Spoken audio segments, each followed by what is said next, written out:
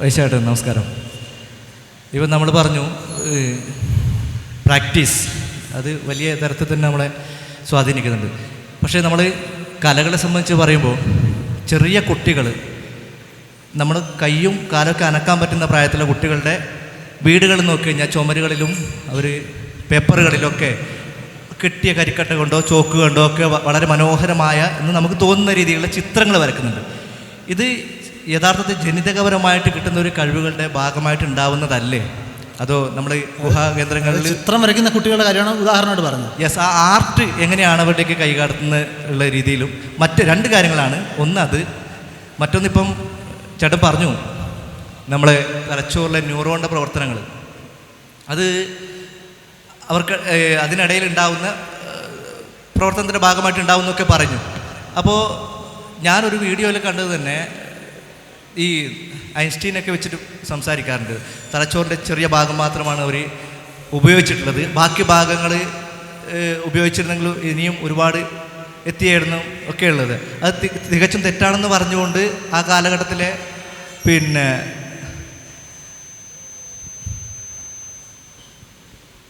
Motivation speakers ഒക്കെ അതിന് ഉപയോഗിച്ചു എന്നാണ് ഞാൻ പിന്നീട് മനസ്സിലാക്കുന്നത്. അപ്പോൾ ഇതിൻ്റെ പ്രവർത്തനം, ഈ ന്യൂറോണുകളുടെ പ്രവർത്തനം കൊണ്ട് മാത്രമാണോ ഇത്? ഉപയോഗിക്കാതിരിക്കുന്ന മേഖല ഇല്ലല്ലോ യഥാർത്ഥത്തിൽ തലച്ചോറിലെന്ന് പറയുന്നത്. അപ്പോൾ അതിനെങ്ങനെയാണ് ഇപ്പോൾ നേരത്തെ പറഞ്ഞായിട്ട് ബന്ധപ്പെട്ടിട്ട് അതിനെ കാണാൻ പറ്റുമെന്നില്ല? ഓക്കെ, ആദ്യത്തെ ചോദ്യം, അതായത് അതൊരു ജനറൽ ആയിട്ടുള്ള ക്വസ്റ്റ്യനാണ്. നമ്മൾ ഒരാളുടെ മാസ്റ്റർ പെർഫോമൻസിനെ കുറിച്ചല്ല ആ ചോദ്യം. ആ ചോദ്യം പറയുന്നത് നമുക്ക് ആർട്ട് നമുക്ക് ജന്മന ഉണ്ടോ? ആർട്ട് ഇൻസ്റ്റിങ്ക്റ്റ് ആണ്. ആർട്ട് ഇൻസ്റ്റിങ്ക്റ്റ് ആണ്. കുട്ടിക്ക് പടം വരയ്ക്കാൻ പറ്റും, പാട്ട്. നമ്മളെല്ലാവരും ഭൂരിഭാഗം ആളുകളും പാട്ട് ആസ്വദിക്കുന്നവരാണ്. നിങ്ങൾക്ക് പാട്ടിൽ എന്തെങ്കിലുമൊക്കെ ഒരു ക്രിയേറ്റീവ് ആസ്പെക്റ്റ് കാണാൻ പറ്റുന്നില്ല എന്നുണ്ടെങ്കിൽ നിങ്ങൾക്ക് ആസ്വദിക്കാൻ പറ്റുമോ? പാട്ട് പെർഫോം ചെയ്യുക, തൊണ്ട കൊണ്ട് പാടുന്നതോ ഒരു ഉപകരണം ഉപയോഗിച്ച് ഉണ്ടാക്കുന്നതോ വേറെ സ്കില്ലാണ്. പക്ഷേ ഉള്ളിൽ പാട്ട് ആസ്വദിക്കാൻ കഴിഞ്ഞ ആളിന് മാത്രമേ ഇത് ചെയ്യാൻ പറ്റൂ. അതുകൊണ്ട് അത് ഇൻസ്റ്റിങ്ക്റ്റ് ആണ്, നമുക്ക് വരയ്ക്കാൻ പറ്റും.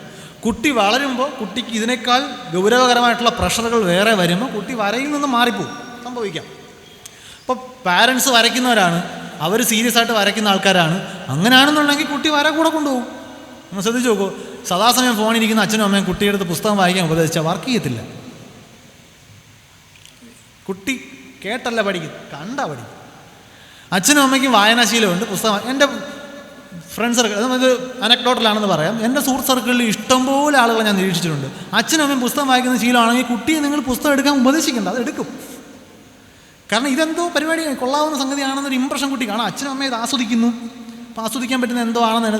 മറ്റതല്ല, അച്ഛനും അമ്മയും പുസ്തകം തുറക്കുന്നതേ കുട്ടി കണ്ടിട്ടില്ല, പക്ഷേ പറയുന്നുണ്ട്. അങ്ങനെയാണ്, അതാണ് പ്രശ്നം. അപ്പോൾ മറ്റ് പ്രശ്നങ്ങൾ വരുമ്പോൾ ഇൻട്രസ്റ്റുകൾ മാറിപ്പോകാം, പുതിയ ഇൻട്രസ്റ്റുകൾ. അങ്ങനെ ഇൻട്രസ്റ്റുകൾക്ക് ഈ പറഞ്ഞതുപോലെ ഒരുപാട് ഫ്ലൂയിഡ് സ്വഭാവമുണ്ട്. ഇപ്പോൾ ചെസ്സിൽ ഇൻട്രസ്റ്റ് ഉണ്ടോ എന്ന് ഒരാൾ ചോദിച്ചു കഴിഞ്ഞാൽ ചെസ്സ് കളി എന്താണെന്നേ കണ്ടിട്ടില്ലാത്ത ഒരാൾ പറയുമോ ഇൻട്രസ്റ്റ് ഉണ്ടെന്ന്? അയാൾ ആ ചെസ്സ് കളി കാണുന്നു, കളിച്ച് നോക്കുമ്പോൾ കൊള്ളാം. ചിലപ്പോൾ എക്സ്പോഷർ കൊണ്ടായിരിക്കും ഇൻട്രസ്റ്റ് വരുന്നത്.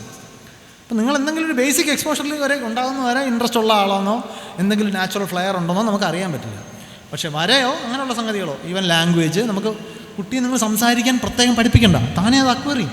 ലാംഗ്വേജ് എഴുതാൻ പക്ഷേ പഠിപ്പിക്കണം. അപ്പോൾ അതുകൊണ്ടാണ് കുട്ടി പെട്ടെന്ന് സംസാരിക്കാൻ പഠിക്കുകയും എഴുതാൻ നമ്മൾ അതിനെ ഭീഷണിപ്പെടുത്തിയൊക്കെ എഴുതിക്കേണ്ടി വരികയും ചെയ്യുന്നത്. അത് റിവാർഡിങ് അല്ല, നമ്മളുടെ സ്കില്ലെന്ന രീതിയിൽ ഡെവലപ്പ് ചെയ്തെടുക്കുന്നത്. മറ്റേ ഇന്നേറ്റാണ്. ഫസ്റ്റ് ക്വസ്റ്റിൻ്റെ ഉത്തരം അതാണ്.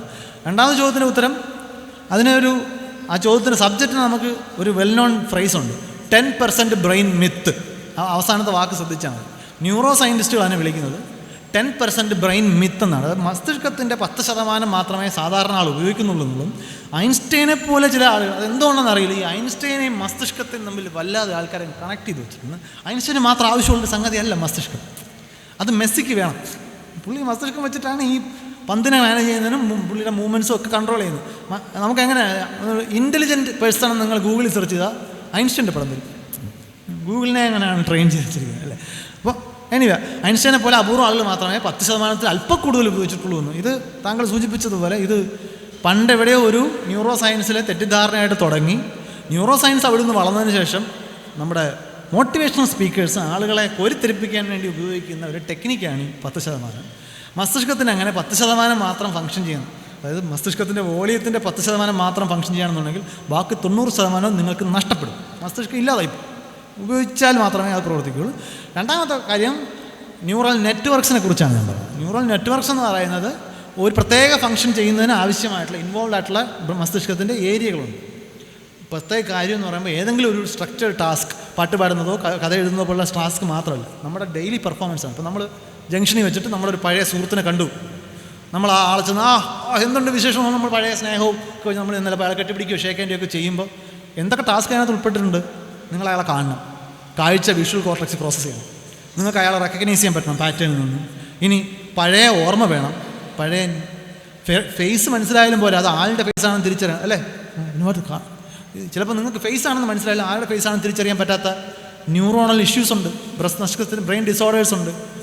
ആളാണെന്ന് മനസ്സിലാവില്ല, ഷേപ്പ് കണ്ടാൽ ഷേപ്പാണെന്ന് മനസ്സിലാവും, പക്ഷേ അത് എന്താണെന്ന് മനസ്സിലാവും. അതിൻ്റെ അർത്ഥം എന്ന് പറഞ്ഞാൽ ഒരുപാട് ഫങ്ഷൻസ് നടന്നാലേ ഈ സിമ്പിൾ ടാസ്ക് നടക്കും. ഇപ്പോൾ എനിക്ക് ഇവിടുന്ന് ഈ പോയിൻ്റർ ഇങ്ങനെ എടുക്കണമെന്നുണ്ടെങ്കിൽ എന്തൊക്കെ ചെയ്യണം? കാണണം, ലൊക്കേറ്റ് ചെയ്യണം, കൈ എങ്ങോട്ട് കൊണ്ടുപോകണം, കൈയുടെ ഓരോ മസിലും ഓരോ ഡയറക്ഷനിൽ മൂവ് ചെയ്താലേ അവിടെ എത്തൂ അല്ലേ. ഒരു സാധാരണ മണ്ണ് മാന്തി 2-3 ഹൈഡ്രോളിക്സ് വെച്ചിട്ടാണ് വർക്ക് ചെയ്യുന്നത്. അപ്പോൾ കൈ പോലുള്ളൊരു മൂവ്മെൻറ്റ് നടത്തണമെങ്കിൽ എത്ര മണ്ണ് മാന്തി യന്ത്രങ്ങളുടെ ഹൈഡ്രോളിക്സ് വേണം, ഓരോന്നും വേറെ വേറെ പ്രവർത്തിപ്പിക്കണ്ടേ. അപ്പോൾ അതിനനുസരിച്ചിട്ടുള്ള റീജിയൻസ് കൂടുതൽ സ്ട്രോങ് ആകുമെന്നും അല്ലാത്തവ കമ്പാരിറ്റീവ്ലി ഡോർമെൻ്റ് ആയിട്ട് കിടക്കുമെന്നാണ് പറയുന്നത്.